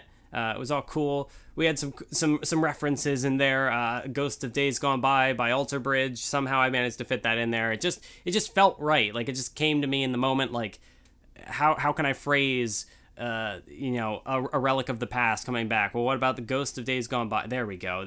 So musical reference, just because it just fit. It just worked. It just felt right, even like without being a reference. It just, the line, the words felt correct, and that was neat. Then there's also, they say you passed the torch. I want my damn torch back. You gotta get the pro wrestling references in there. Now I need somebody to do fan art of Madara wearing like a JBL's suit and a cowboy hat. That would just businessman Madara, John Brad. I don't know, John Madara. I don't know how you'd make that work. but yeah, that it was a good reference. I was happy with that. I like it when I can do pro wrestling references. I need to do more. It's not always topical, but in that particular case, it worked. What is happening behind my house? More fucking construction stuff. This place is not great for recordings. If this was scripted, I would work around it, but it's not scripted, so I'm just gonna die. Next up was the Mob Psycho 100 video, which I liked. I liked the Mob Psycho video a lot. It was very similar because it was obviously talking about the shonen aesthetic, so it wasn't much of a departure from the shonen style content, but it kind of was because it was more topical. It was on the seasonal thing, you know, like a month after it finished airing. So just in time to miss the algorithm, I come in with a Mob Psycho video. But I really liked what happened in Mob Psycho Season 2, and I wanted to figure out a way to talk about that and give my perspective on things. So we did that. It builds off the Insecure Shonen Protagonist video and the Passing of the Torch video, because it does talk about, you know, improving on the previous generation's failures, which is something I neglected in the Passing of the Torch video. And then it was, you know, it opens with basically a response to the Insecure Shonen Protagonist video, because a lot of people would ask me, well, why didn't you just bring up Mob? He's, you know, Mob Psycho 100 follows the shonen aesthetic, and Mob is a very insecure protagonist, so why didn't you bring him up? Well, here was the reason why. He wasn't quite what I was looking for, as I explained in the video. And again, it was, you know, from that more personal lens of, like, you know, he ticks boxes of the Insecure Shonen Protagonist template I constructed, and he does it in a way that's interesting, but it's interesting in a different way. It's not the prototypical Insecure Shonen Protagonist that I was looking for, but that doesn't make him a bad character. In fact, he's interesting for not being that template I'm looking for, and then I elaborated on that. Oh no, check his privilege. I said a thing people didn't like. Oh no. Oh no. I honestly couldn't think of how else to phrase that, though. Like, I generally try to avoid language, which I rambled about this with the Bloom video for a bit. You know, I try to avoid language sometimes that, like, might tip people off, but honestly, there's gonna be no catering to those people regardless. Like I said, I don't generally like to talk politics, and I guess I can see how, like, the check his privilege seems to have more of, like, a politically weighty edge to it. Is not entirely what I was aiming for, but what can you do? Words are complicated. Yeah, there was another cool edit. It's like putting a band-aid on a bullet wound, and as that's happening, it's like the gunshot from the claw guy, and Reagan deflects the bullet. It's another one of those edits that's very visualizing the script. It was good. Also, I'll give a shout out to Dr. Upali, whose power currency term I accidentally stole. I couldn't remember where the term power currency had come into my head, and I even mentioned in the video as, like, an editor's note, I was like, I don't remember who brought this up first. I know it's not my original observation. I know I got it from somewhere. And I did link his video where he mentioned power currency in the description once a commenter pointed out to me that that's where it came from. It's I think it was a Yu Yu Hakusho Hunter x Hunter comparison. Maybe I'll link it in this video as well. Apologies to Dr. Upali, I didn't mean to steal your power currency term, and I hope I'm pronouncing your name correctly. But yeah, thanks for it's a good term, and that's why I used it. But yeah, I've given the credit, so hopefully that's enough. Hopefully I've done my deed to the I don't know. The only other thing with this Mob video is that, of course, the story of Mob Psycho is not yet complete, and I tried to make this video with that in mind, because I have had issues in the past where I've talked about ongoing shows and framed it in a weird way that kind of would be later disproven by more material, or it wasn't constructed. It was constructed as if the story was complete. I can't think of any specific examples, but I feel like something with My Hero Academia was probably the issue.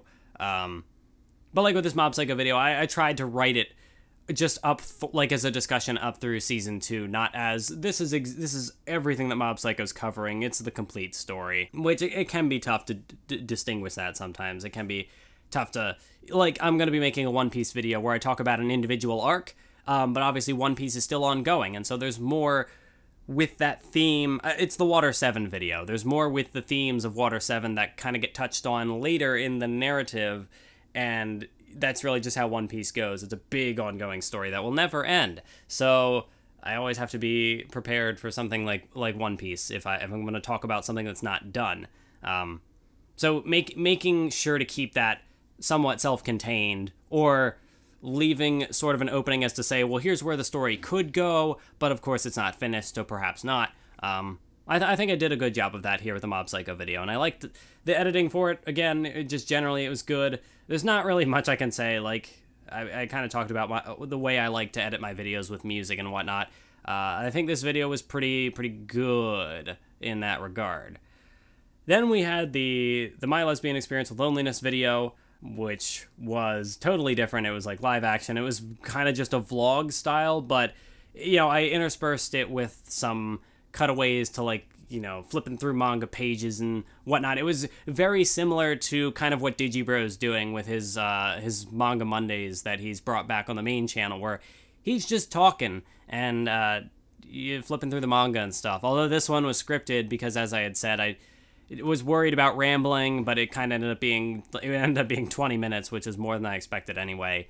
But I don't know. People thought it came off as pretty natural, which is good. I don't think there's ever a way for me to make anything.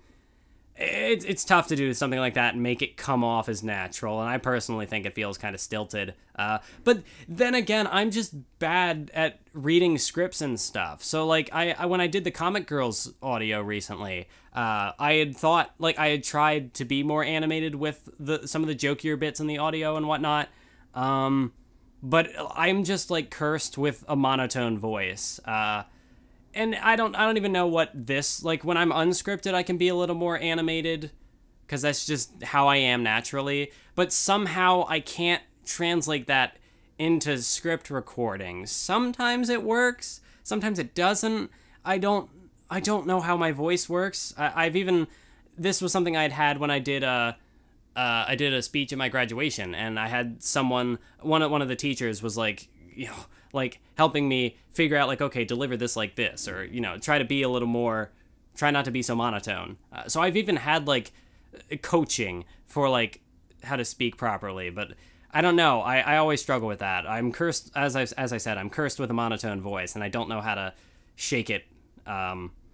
So maybe this video about my lesbian experience with loneliness, the novel, was fine. I don't know. Like I said, sometimes you have to make bad videos to make good videos, and I'm not even saying that this was a bad video in particular, but it's very rough. It's not a very polished video, but people thought it felt natural, and people enjoyed it. Some people had even seemed to be thinking that it was like one of my better videos ever, which, cool. I'm not going to invalidate your opinion or reject it or anything. I appreciate the support. I personally don't agree, but we can agree to disagree, and that's cool. I'm glad people liked the video. It was a video I wasn't really sure how to make, as I said in the video itself. So I'm glad people liked it. The other big problem I guess I have with this is I don't know how to de-ess my audio. In this video, really, when I'm further away from the microphone, it becomes a bigger problem. And so, like, because I was doing this live action and I couldn't be right up to my microphone. Which, crap, I didn't even have the pop filter, so I don't know how much air just blew into the mic, my bad.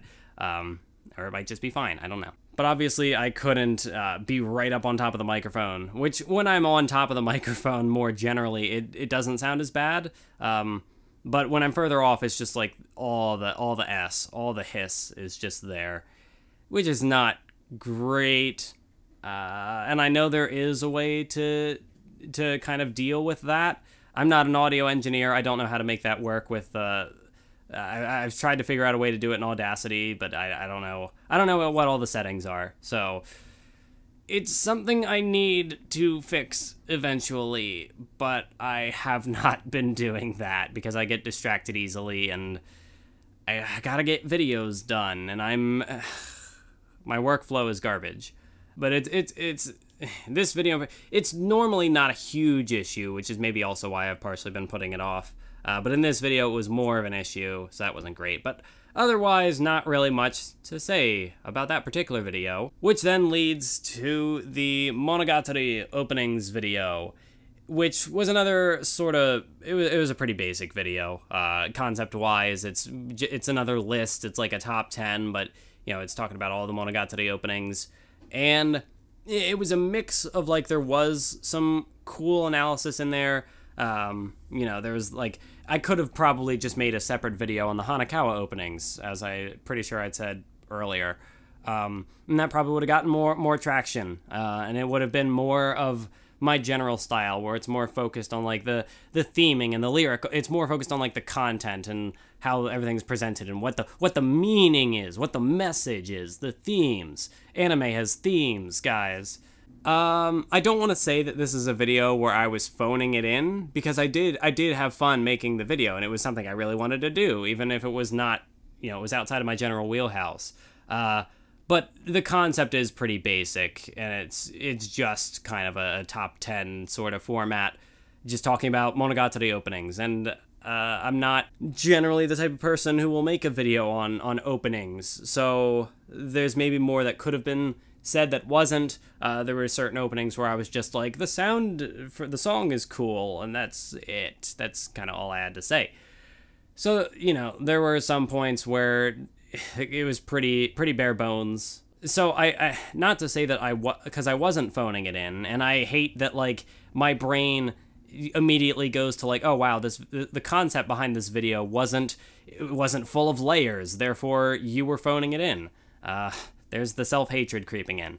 But I think that, like, if this is sort of like the lower tier of, like, a video I could make, where, not that I am phoning it in, because I did try to make the editing look nice and stuff, you know, for the type of video it was, but because it was more basic, like, if this is kind of the floor of my, you know, content quality, like, if this is the most basic I will generally feel comfortable being, I still thought it was a good video. And, you know, again, like, just because it was more of, like, a list style video that didn't, there is a value, a certain level of intrigue in those kinds of videos, unless you're like Watch Mojo, where you are just doing the most bare bones and Watch Mojo top 10s are just a meme. They're just a meme. But, like, in my particular, because I'm just one person doing it, so there's my perspective and stuff and talking about things. But yeah, like, if this is, like, the worst I can do at this point, I don't dislike the video. I'm happy with the video, so hopefully that means that my content has improved. We're kind of to the point where now, you know, there were videos that weren't as basic as this one that I disliked more. So that's not to say I can't do worse, but if this is kind of like my average, like, this is just kind of an average Math Whiz video, nothing too noteworthy to take away from it, but it's enjoyable to watch. What am I even trying to say? Like, I guess if this is the worst I can do, then that's fine, because this video's not bad. I don't know, it's a weird way of saying that, like, I think my content has improved by just saying that, like, oh, I might not be doing as poorly as before. Which that's not even like being humble, that's just being self-deprecating. It's so hard to draw the line. I try to not be so negative about myself, but it happens anyway.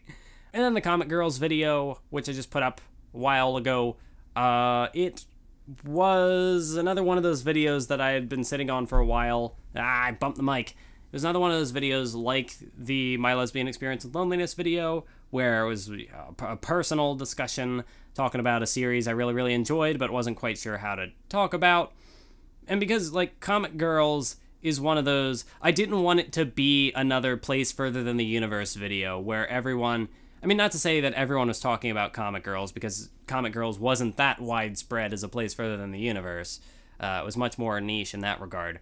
But I had known other creators who had made videos on Comic Girls, and they had said their piece and talked about their personal connection with the series and whatever, or talking about how it excels from, like, the point more of, you know, as a Kirarake is more of that slice of life sort of grounded story. So I wanted to figure out, like, I wanted to have something unique to the video. I wanted it to be interesting in some way, shape, or form. But I don't know, I just wanted to get across that Comic Girls is a really good series that I really enjoyed. And it's another simple thing where it's just kind of a review-ish sort of video with my personal attachment involved as well. And those videos can sometimes be the hardest to make, where you don't, like, when I did the Talk No Jutsu video, obviously I could go off the narrative and stuff, and even if it took time to put together and make the connections and whatever, it's not like it wasn't as open-ended. I had a clear sort of framework to work with. Whereas when it's just talk about an anime you thought was good and why you liked it, that it's vague enough to throw a curveball in there, and it's vague enough to trip me up and give me a hard time putting the video together. So that's why the Comic Girls video took forever to come out after the series aired. Like, it finished, it was a spring 2018 show, and I only talked about it in the summer of 2019. That's fine. That's fine. I'm a year late, but it's fine. But I did like the video, because I got my references in there. I got the Scott Steiner reference. I did a random JoJo meme, which was funny while I was putting this together, because I knew it was going to be personal, and especially like the part of the ending part of it. It was very very vulnerable moment for me. I was opening up and being me and being insecurities. So then it was funny doing the editing stage, where like the earlier part of the video was more upbeat and just kind of fun and talking about the hilarity and the adorableness of Comic Girls. And so it's like broke making a personal video about an anime that really connected to you, woke filling it with shit posts, which is kind of what the earlier part of the video became. It was, I don't know, that's kind of just Comic Girls, though. It's like part shit post, part crushing anxiety and drama and emotion and inspiration. Comic Girls, for being such a seemingly unnoteworthy series, it really does cross that emotional spectrum, and it really does. That's what makes it special. It's so unassuming that it actually just blows you away. You're not expecting it. And Comic Girls, it's good. It was one of my favorite anime of 2018. Now it's probably in like my 3x3. It's a really good series that connected to me, and I think the video got that across. Where do I go from here? That's a good question. I have a lot of ideas for videos I want to make. It's just a matter of following through on them and getting them out and uploading them. I'm working on one now. Well, I mean, like, when I say, like, I'm working on a video, there are, like, so many different, like, stages of it. It's like, I've started scripting it. I have finished scripting it. Like, it's actually going to be done, editing the script. Because there'll be times where I get, like, 3, maybe 4, 5 pages into a script, and then it just kind of sits there, because I'm like, I don't know how to finish this, though. And that's, like, what happened to the Bleach video, or the Insecure Shonen Protagonist video, where I just had 3 pages in a doc, just chilling for a good 6 months until I got back to it. So there is always, like, some sort of video somewhere in production at any point in time. It's just a matter of not quite knowing when it's going to be done. And so that's why my videos kind of come out at random, and you never really know what it's going to be about. Even if I've advertised a bunch of projects, you never quite know what the next one is going to be, and it could be something I haven't even promoted. Like, I don't remember advertising the Comic Girls video, so that kind of just came up out of nowhere, and people are probably wondering where's the stuff you've actually promoted. I'll get to it. I'm sorry. But yeah, I've rambled on long enough. We've talked about me. Yeah, talk about, I don't know. I don't know how to end this. We're just done. And since it's been taking me so long to get this video done, bonus track, the time has come, ladies and gentlemen. We have another manga. Well, not an unboxing. I did that before. You know I would go overboard. Well, basically, I knew I went overboard when I saw that the order was going to be in 2 boxes. Granted, one of them was a little smaller box, but still. We got our update in the One Piece. Shima no Tasso got a Volume 2, came out, so I'm going to read that. Starting a new collection. Well, technically I started it with my last order when I got Neko White. But we're going to go from the beginning. We got Bake, we got Kizu, we got Otori, because I heard that that's a really good one. My camera is probably not... My phone probably isn't focusing that well. But then, my peak as a YouTuber, I might as well just quit now. It will never get better than this. My collection of Hunter x Hunter. Well, technically it's still ongoing, so there will be more, I would assume. Please, Togashi, please give me more. But for now, the collection is complete. I don't have 1 through 7 in the spread here. I'll take a screen cap and tweet it or something. Yes, not a photo, but a screen cap with my phone. But I have finished it. I had 1 through 7 before, and then 30 through 35 I'd gotten before. I ended up kind of like going backwards and forwards at the same time. I don't know. There we go. More manga. And now, the Nensho for the Hunter x Hunter. Well, we still gotta go through Fairy Tail, then Yu Yu Hakusho, but I don't know, maybe I'll do some sort of like cool dramatic intro for the Nensho with all my Hunter x Hunter volumes here. Well, we'll see what happens, but I'm prepared. I'm ready. The Nensho, Hunter x Hunter, it's coming. Stay tuned.